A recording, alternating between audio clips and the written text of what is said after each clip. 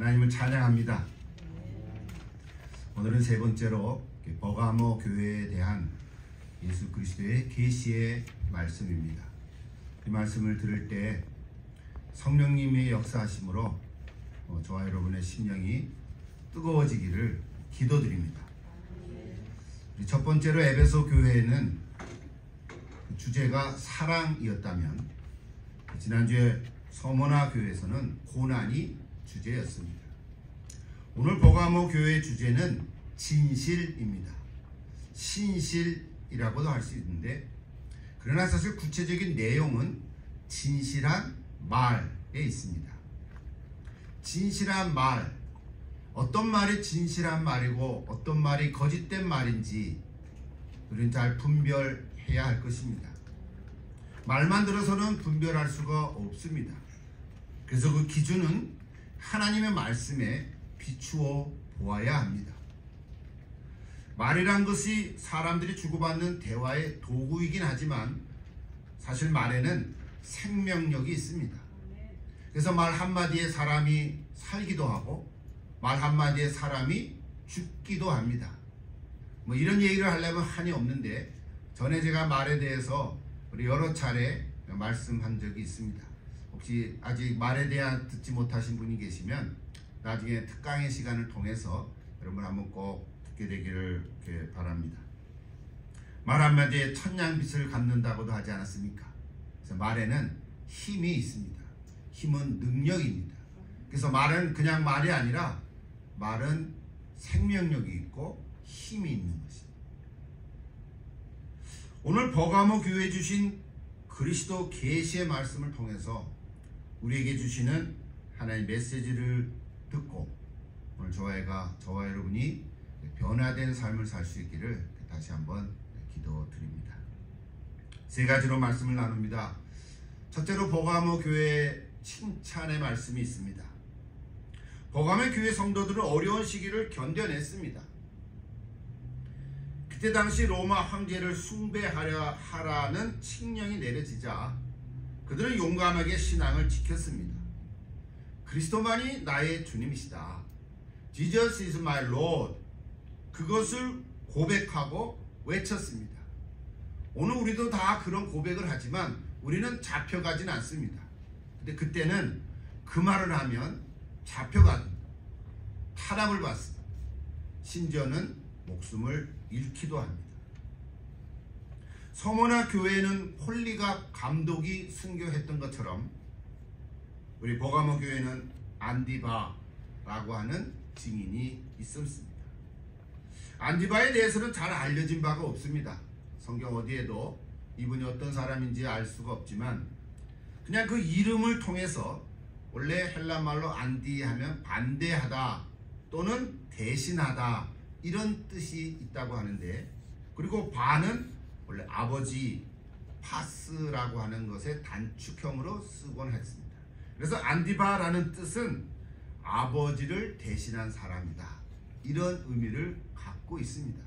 그래서 추측해 볼 때 이 안디바라는 사람은 이교도의 중심에서도 하나님을 믿는 신앙을 굳게 갖고 타협을 거절하다가 죽음을 당한 충실한 증언이라고 말할 수 있습니다. 전설에 의하면 터툴리아라스라는 역사가가 있는데, 터툴리아누스 이렇게도 얘기하죠. 도미티아누스 황제 숭배를 거절하고 달군 노스의 가마에 들어가서 죽임을 당했다 하는 기록이 있습니다. 그건 사실인지는 모르지만 어쨌든 버가모 교회 성도들은 그를 존경했고 지지했으며 또는 그를 끝까지 따른 자들도 있었습니다. 그것이 오늘 13절의 그 증거를 얘기하고 있습니다. 우리가 아까 읽었습니다만, 내가 어디에 사는지를 내가 아노니 거기는 사탄의 권세가 있는 데라. 내가 내 이름을 굳게 잡아서 내 충성된 증인 안디바가 너희 가운데 곧 사탄이 사는 곳에서 죽음을 당할 때에도 나를 믿는 믿음을 저버리지 아니하였도다 했습니다. 그러니까 안디바라고 하는 분이 순교를 했을 때 이 버가모 교회 성도들 중에도 안디바를 따라서 순교한 자들도 있었다는 것입니다. 특히 13절에 얘가 어디서 사는지를 하는 단어를 통해 볼 때 참으로 중요한 메시지를 하나 발견할 수 있습니다. 성경 자체로 보면 알 수 없지만 그냥 내가 산다라고 하는 헬라어 단어가 크게 두 가지를 이렇게 쓰고 있습니다. 하나는 바로 이 케인이라고 하는 단어인데 그 뜻은 일시적인 거처를 말합니다. 그러니까 잠깐 지나가는 거처를 얘기하는 거죠. 그러니까 이 단어를 사용할 때는 주로 순례자다 이런 의미로 사용하곤 했습니다. 또 한 단어는 카토이 케인이라고 하는 단어인데 이 단어는 영구적인 장소를 말합니다. 그럼 헬라말로 다 잊어먹어도 되고요. 오늘 저기 13절에 쓰는 어디서 사는가라는 그 살 때의 단어는 카토이 케인을 썼다는 거예요. 그러니까 무슨 말이냐면 너희는 거기에서 계속 살아가야 한다는 거죠. 내가 어디서 사는지를 그 사는 장소가 잠깐 있다가 가는 장소가 아니라 계속 살아가야 하는 장소라는 의미라는 거예요. 그러니까 내가 현재 살고 있는 삶의 자리가 힘들고 어렵더라도 또 박해를 받고 탄압이 있다 하더라도 피하지 말고 끝까지 살아가라 이런 의미라는 거예요. 뭐 그냥 단어 하나를 이렇게 찾아봤는데 메시지가 하나 생각이 나는 거예요. 오늘 우리도 다 어디서 살아가고 있잖아요. 우리는 한국에서 살다가 여러 차 동기로 우리 미국에 와서까지 살고 있습니다. 지금까지도 이제 미국에서 또 다른 도시들을 이렇게 이사하다가 또 여기 갔다가 오늘은 우리 여기 워싱턴 시애틀 지역에서 살고 있습니다. 현재 내가 살고 있는 삶의 현장이 혹 힘들고 어려워서 떠나고 싶은 마음이 있을 수도 있습니다. 혹 여러분 가운데 그럴 수도 있겠죠. 여기는 살 곳이 못돼. 이제 미국도 살만한 곳이 아니야. 다른 곳으로 떠나고 싶어. 스위스로 가볼까? 하는 생각이 있을 수도 있고요. 힘들고 어렵기는 하지만 너무 위험하기도 해. 그래서 안전한 곳으로 가서 살고 싶어 라고 하는 생각을 할 수도 있습니다. 근데요, 장소를 옮긴다고 해서 내가 변화되지 않으면 거기 가서 살아도 똑같이 내가 갖고 있는 힘들고 어려움은 마찬가지라고 합니다. 내가 변화되지 않는데 장소를 옮긴다고 해서 그것이 문제가 해결되지 않는다는 거예요. 어디를 가도 마찬가지라는 것입니다. 우리는 흔히 이런 말을 하기도 합니다. 혹 출석하는 교회가 내 마음에 들지 않아서 난 다른 교회로 옮길래. 이런 말을 연말쯤에 가면 종종 일어나고 있는 말들이에요. 여러분은 안 그렇지만. 그러나 그것도 내가 변화되지 않는다면 내가 섬기는 교회를 옮긴다고 해서 내 신앙이나 모습이 그대로 있다면 어느 교회를 가도 마찬가지라는 거예요. 여러분 그렇습니다. 우리 그리스도인은 내게 주어진 삶의 자리가 어떠하든지 그 자리에서 끝까지 믿음을 지켜야 한다는 거예요. 우리 버가모 교회 성도들이 그랬습니다. 여기는 한 절로 그냥 말해서 그렇지 사단이 사는 곳, 여러분 사단이 사는 곳이라는 게 말이 됩니까? 사단이 사는 곳에서 빨리 떠나가야 되잖아요. 안 그렇습니까? 사단이 사는 곳에서 어떻게 살 수 있습니까? 사단이 사는 곳에 어떻게 신앙을 지킬 수가 있냐 이 말이에요. 오늘 우리 보통 신앙을 가진 사람들은 사단이 사는 곳에서는 하나님을 믿을 수가 없기 때문에 빨리 떠나야 되는 거잖아요. 근데 오늘 버가모 교회에 주신 말씀은 반대라는 거예요. 사단이 사는 곳에서 비록 죽음을 당한다고 할지라도 믿음을 저버리지 말고 끝까지 그 자리를 지키라는 거예요. 그런데 버가모 교회 성도들이 그거를 지켰다는 거예요. 죽음을 당할 때도 나를 믿는 믿음을 저버리지 아니하였구나. 그래서 버가모 교회 성도들을 칭찬했다는 거예요. 여러분 이건 말의 칭찬이지 이거는 삶과 죽음의 얘기 아닙니까? 그냥 잘했다, 착하고 충성된 종아, 이런 얘기예요. 여러분 사실 버가모 교회 성도들이 우리가 만난 적도 없고 누군지도 모르지요. 그런데 오늘 성경을 통해서 버가모 교회 성도들을 이런 말로 칭찬했다는 것은 격려하고 위로했다는 것이죠. 사실 이거 하나로 끝나도 괜찮은 것 같아요. 버가모 교회 성도들이 얼마나 훌륭했습니까? 위대하지 않았습니까? 오늘 우리도 버가모 교회 성도들처럼 저렇게 끝까지 어떤 형편과 처지에 있더라도 우리 예수를 믿는 믿음을 잃지 않고 끝까지 저버리지 않게 되기를 기도합니다. 그래서 여러분 칭찬받기를 축복합니다. 그런데 오늘 성경 보면 두 번째로 책망도 있었다 그래요. 14절을 보십시오. 그러나 내게 두어 가지 책망할 것이 있나니 거기 내게 발람의 교훈을 지키는 자들이 있도다. 저거를 설명을 해야 되는데 굉장히 길거든요. 저거는 구약에 나오는 사건이에요. 민수기 22장부터 24장까지를 읽어봐야 합니다. 여러분 잘 모르겠걸랑 이따 예배 끝나고 집으로 돌아가시고 주무시기 전에 민수기 22장부터 24장까지를 쭉 읽어보십시오. 뭐 이렇게 어렵진 않습니다. 그리고 그 후에 25장부터도 더 계속 읽어보셔야 됩니다. 제가 간단하게 요약을 하면 이런 얘기입니다. 이스라엘 백성이 출애굽한 이후에 이제 가나안으로 들어가려고 하는 찰나에 있는데 이제 모압 평지라고 하는 곳에 이제 천막을 치고 이제 준비하게 됐습니다. 그때가 주전 1410년경이라고 합니다. 출애굽이 1450년이니까 한 40년 지나간 때였잖아요. 이제 마지막으로 가나안으로 들어갈 찰나에 있을 때인데 여러분 사실 광야에서는 먹을 것도 변변치 않고 마실 물도 없었잖아요. 그때마다 하나님께서 기적을 베푸셔서 이스라엘 백성들을 먹였습니다. 위험한 일도 겪었습니다. 그럴 때마다 하나님께서는 이스라엘 백성들에게 힘을 줘서 잘 이겨가게 했습니다. 그러니까 광야 학교에서는 하나님만 의지할 수 있도록 훈련하는 장소였습니다. 특별히 광야를 지날 때 이미 거기에 살고 있던 종족들이 이스라엘 백성들이 지나가는 것을 거절했습니다. 너희들은 못 지나간다.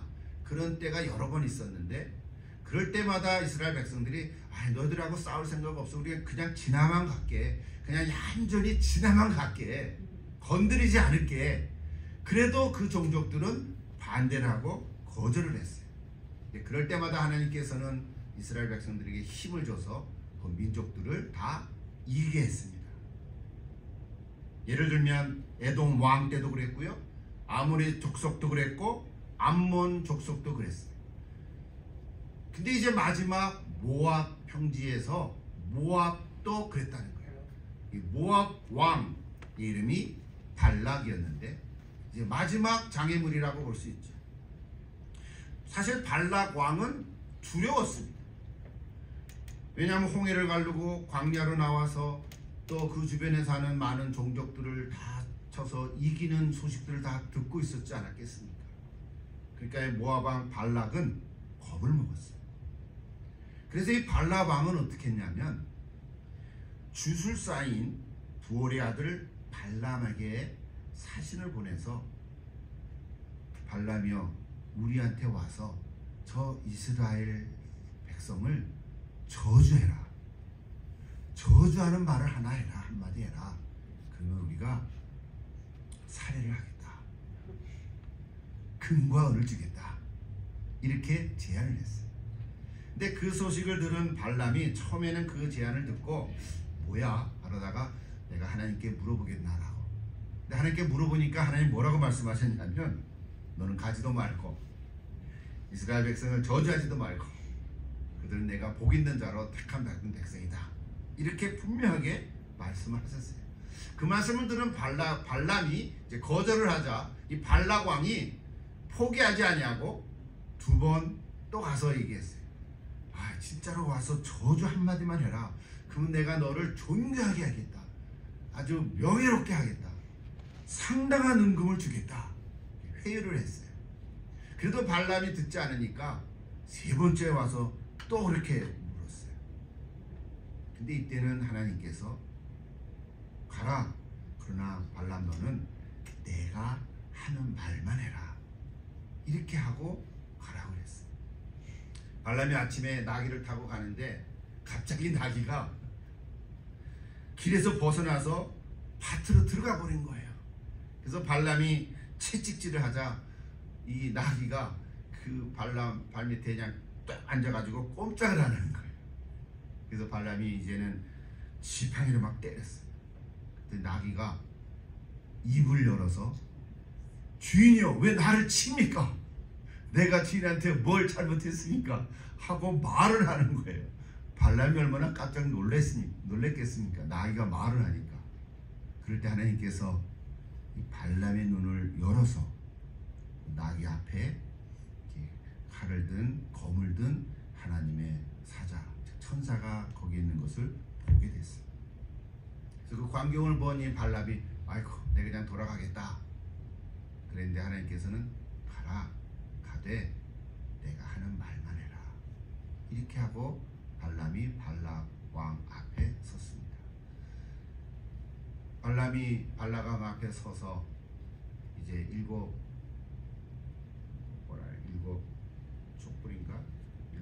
촛불을 켜놓고 이제 기도를 했습니다. 입을 열었는데 저주 대신에 축복을 했어요. 그때 발람 왕이 화가 났어요. 다른 사람을 또 옮겼어요. 다른 사람 옮겼는데 거기도 또 7 제단을 만들어 놓고 또 소와 양을 잡고 염소를 잡고 또 이제 제사를 드리면서 하나님께 들은 말씀을 얘기했어요. 이때도 저주하지 아니하고 또 축복만 말했어요. 그러니까 발람이 더 화가 나가지고 또 다른 사람을 또 옮겼어요. 그래서 또 했어요. 발람이 또 저주하지 아니하고 축복만 했어요.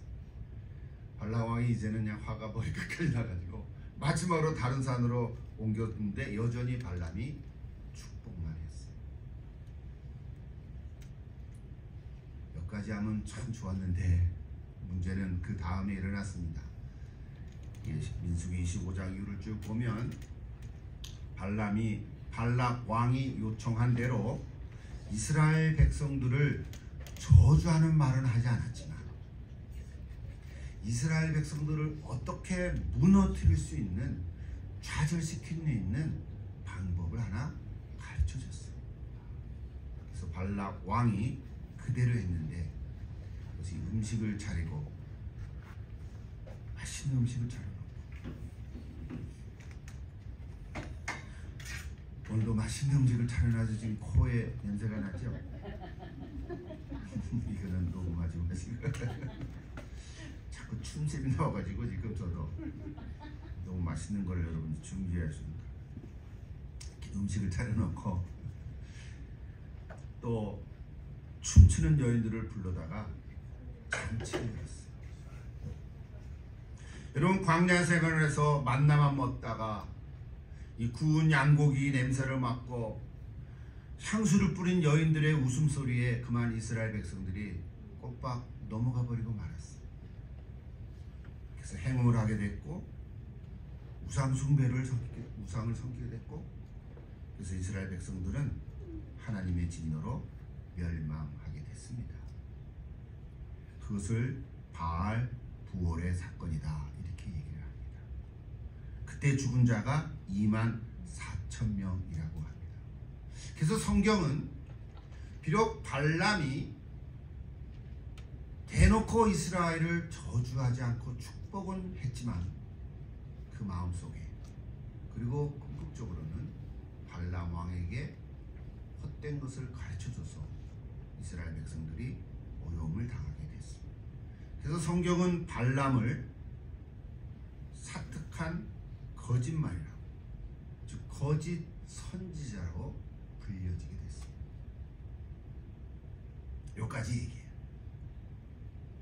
제가 좀 그래도 자세하게 말씀을 드렸는데, 자, 그래서 저 14절에 나온 발람의 교훈을 지키는 자들이 있도다. 그 얘기예요.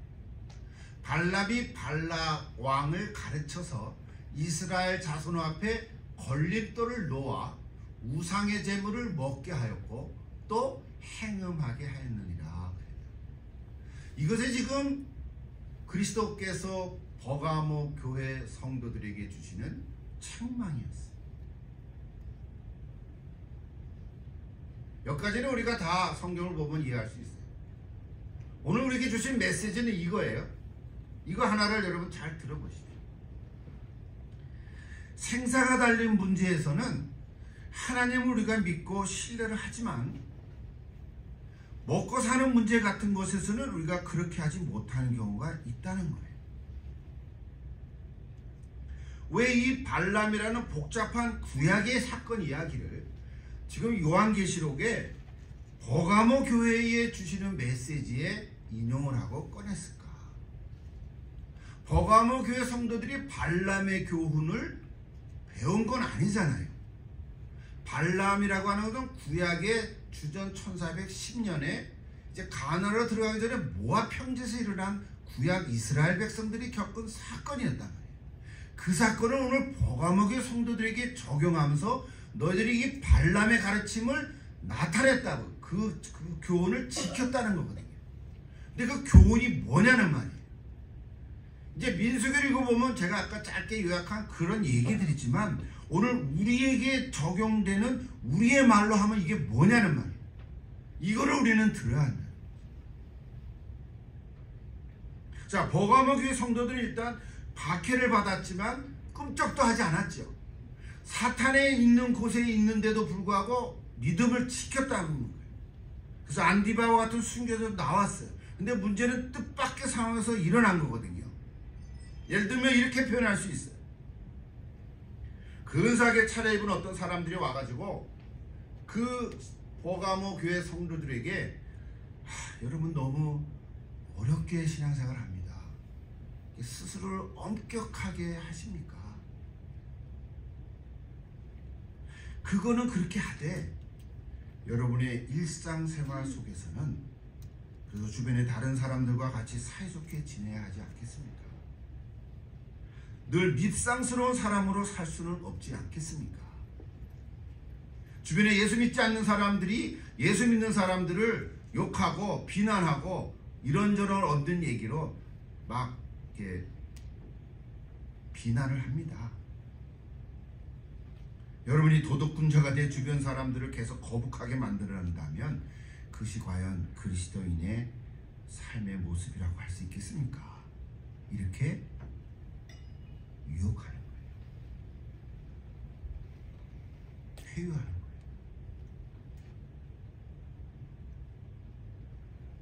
사랑하라 그러지 않았습니까? 이런 말로 회유하는 거예요.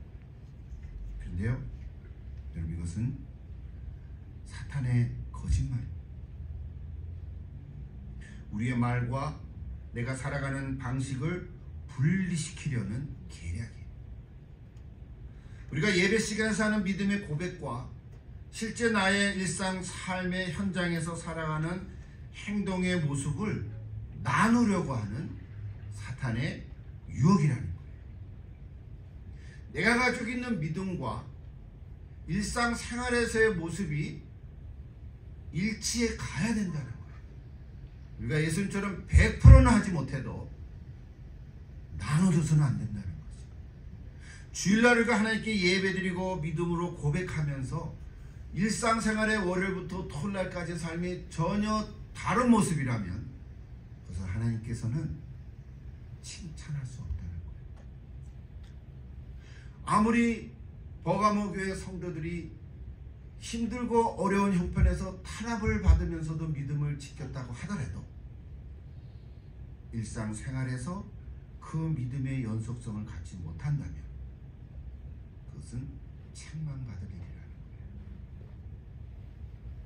버가모 교회 성도들이 황제를 거부함으로 우상 숭배를 하지 않았다고 생각할 수도 있습니다. 그런데 강압적인 압박이 없어지고 이제 평범한 일상으로 돌아오자 긴장이 풀어질 수도 있습니다. 그때 핵심은 뭐냐면 삶의 주인이 다시 나에게로 돌아온 것입니다. 우리는 다 내 삶의 주인이 그리스도라고 고백하는데 이제 일상생활로 돌아가면서 순간 나도 모르게 슬쩍 내가 주인이 돼. 여러분 계속해서 갈라디아서 2장 20절의 말씀을 우리가 읽어오지 않았습니까? 다시 한번 보십시오. 갈라디아서 2장 20절의 후반 구절은 저렇게 돼 있죠. 전반 후반이 나눠져 있잖아요. 후반은 저렇게 돼 있죠. 이제 내가 같이 읽을까요? 이제 내가 육체 가운데 사는 것은 나를 사랑하사 나를 위하여 자기 자신을 버리신 하나님의 아들을 믿는 믿음 안에서 사는 것이라 라고 했습니다. 맞죠? 그럼에도 불구하고 우리는 전반부의 말씀처럼, 전반부의 말씀은 내가 그리스도와 함께 십자가에 못 박혔나니 나는 죽었다라고 했잖아요. 또 한 번 할까요? 나는 죽었습니다. 근데 살아있거든요. 그건 내가 사는 것이 아니라 내 안에 그리스도가 사시는 것이라 그랬잖아요. 우리는 갈라디아서 2장 20절의 전반부를 고백했어요. 맞아요. 아멘. 이제는 내가 사는 것이 아니라 내 안에 그리스도께서 사시는 것입니다. 믿습니다. 아멘. 칭찬 받았는데, 그런데 이제 일상생활로 돌아가서 내가 육체 가운데 살다 보니까 내가 그리스도를 믿는 믿음으로 살아가야 하는데 어느새 내가 중심이 돼서 나 중심의 모습으로 살아가고 있다는 것이에요. 이것이 오늘 버가모 교회 성도들에게 책망을 하신 핵심의 내용입니다.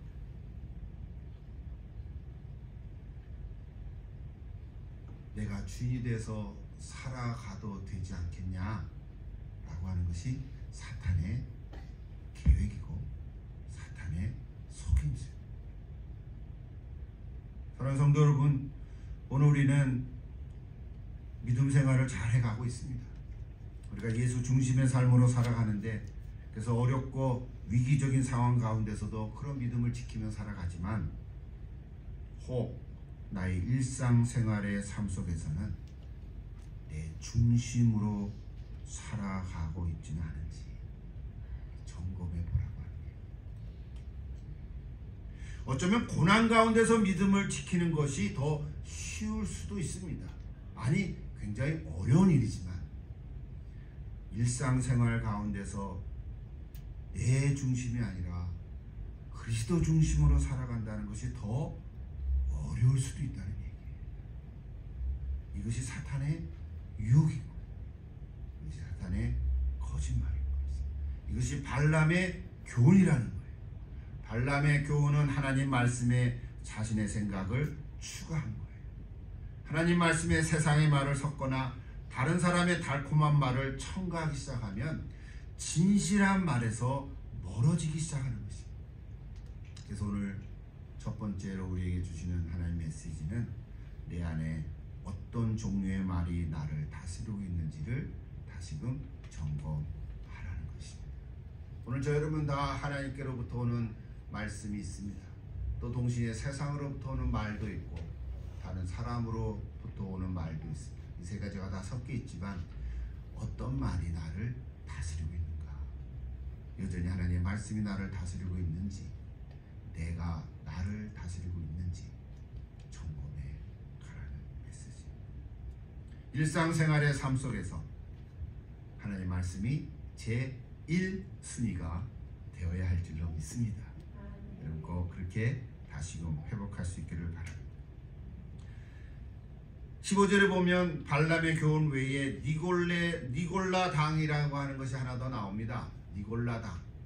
니골라당은 지난 에베소서 얘기할 때 잠깐 언급을 했습니다. 니골라당은 초대 예루살렘 교회에서 선출된 7 집사 중에 하나인 니골라라고 하는 집사에 의해서 만들어진 교회 안의 한 파당을 말하는데, 그 교훈의 핵심은 이런 거예요.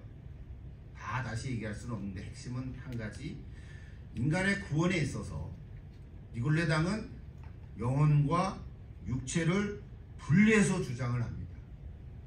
그래서 영혼이 구원받은 사람이 비록 육체로 죄를 지어도 그 죄는 내가 지은 죄가 아니라는 거예요. 마치 손이 잘못한 일을 하면 그는 손이 한 거지 내가 한 게 아니야 라고 말하는 것과 같은 거예요. 여러분, 그 손이 내 손이 아니죠. 이건 내 손이 아니야. 이거는 내 손이 아니고 다른 사람의 손이야 라고 하는 말과 똑같아요. 그래서 니골라 당에 의해서 만들어진 교훈의 핵심은 그거예요. 복음에서 멀어진 거짓 교리죠. 오늘날에도 이런 교훈이 비슷한 그룹들이 있습니다. 우리가 잘 알고 있는 것인데 구원파 같은 집단이 그렇습니다. 여러분, 권신찬이나 박옥수 같은 분의 계통인데요. 정통 교단인 것처럼 내세우지만 실상은 이단적인 내용을 가르치는 그룹이에요. 최근에 구원파에서 나온 신천지 같은 그룹도 우리 한국 교회들을 또는 우리 교회들을 많이 어질러 피고 있습니다. 조심해야 합니다. 핵심은 그거예요.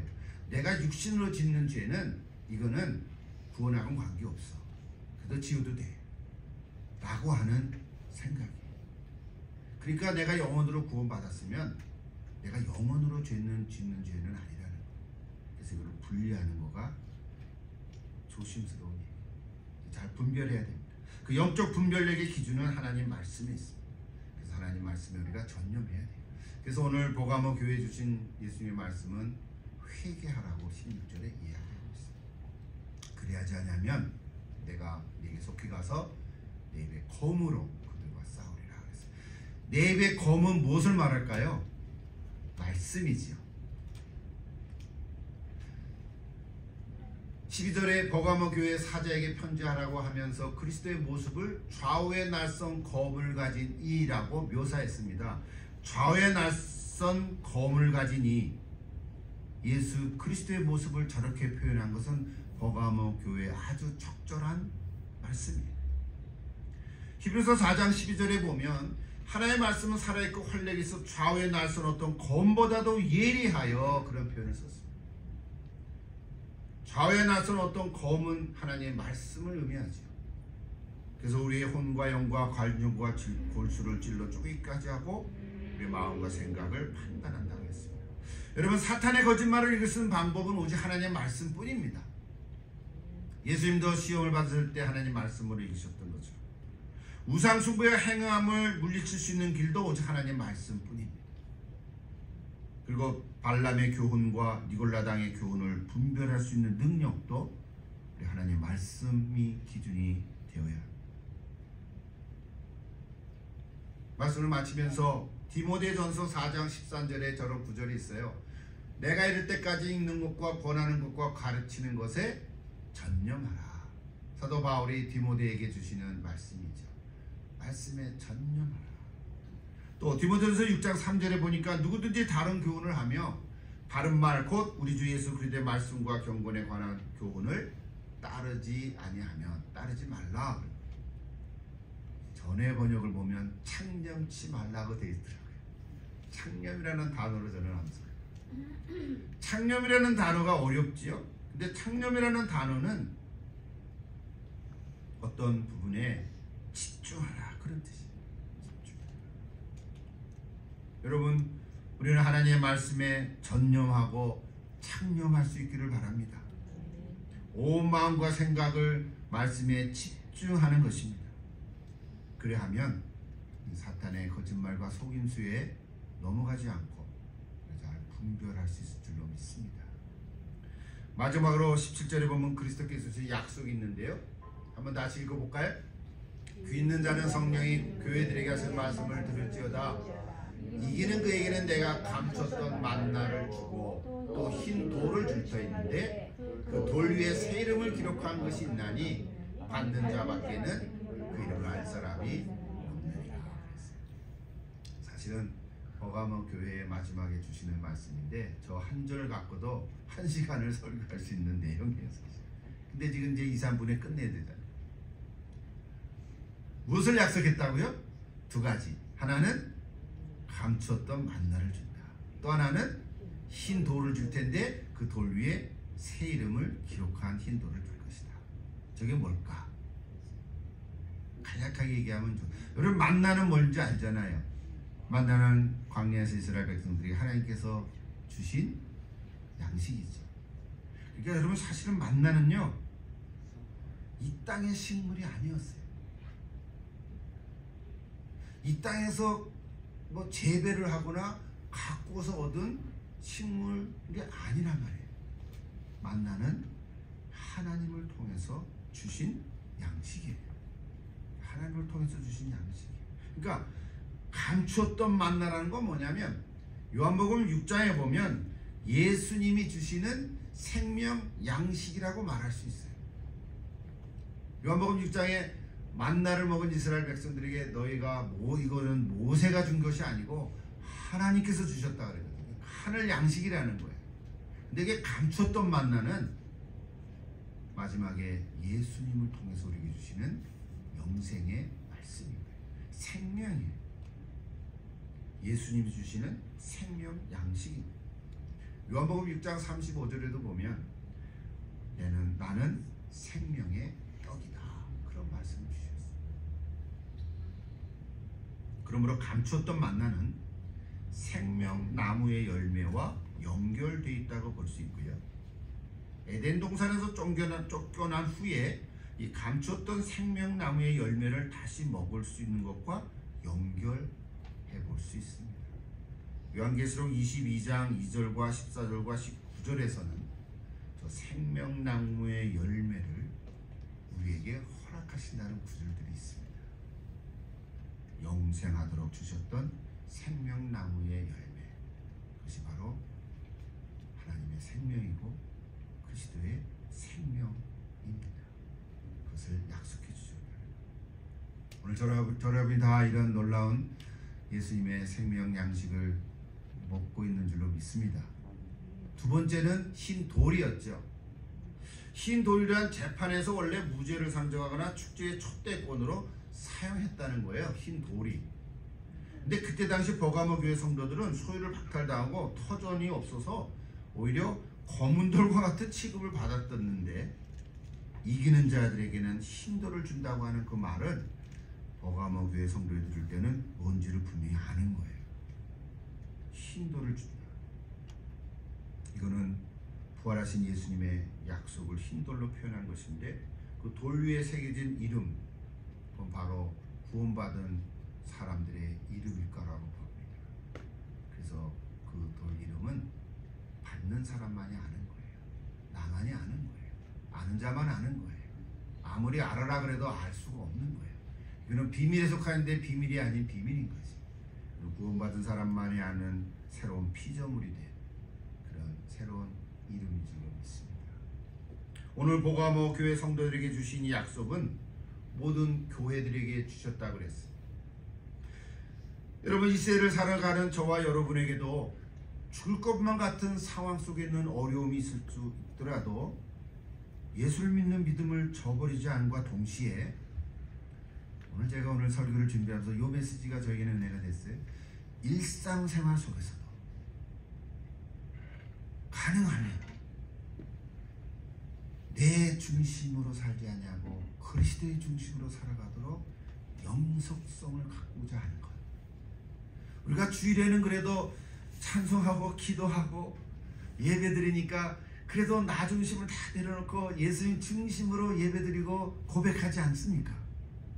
근데 이제 일상생활로 넘어가면 나도 모르는 사이에 은근슬쩍이에요. 내가 믿음이 없는 게 아니에요. 내가 하나님을 부정하는 게 아니에요. 우상을 숭배하는 게 아니에요. 그런데 은근슬쩍 내 중심으로 살아갈 때가 있다. 오늘 이 말씀 속에서 이 메시지를 여러분 마음속에 새기시고 이 사탄의 거짓말에 넘어가지 않기를 다시 한번 간절히 축복합니다. 그리고 마지막으로 그러기 위해서는 말씀에 전념하고 창념해서 하나님 말씀에 여러분의 1순위가 되기를 기도합니다. 그리하면 감추었던 만나인 예수님의 생명을 우리에게 허락해 주실 것이고 마지막에는 흰돌, 즉 새 이름이 기록된 흰돌을 우리에게 허락해 줄 줄 믿습니다. 그래서 영원한 천국 잔치에 참여할 수 있는 초대권이 된 줄 믿습니다. 여러분 이 말씀을 마음에 새기시고 또 한 주간 살 때 우리 주님과 동행하면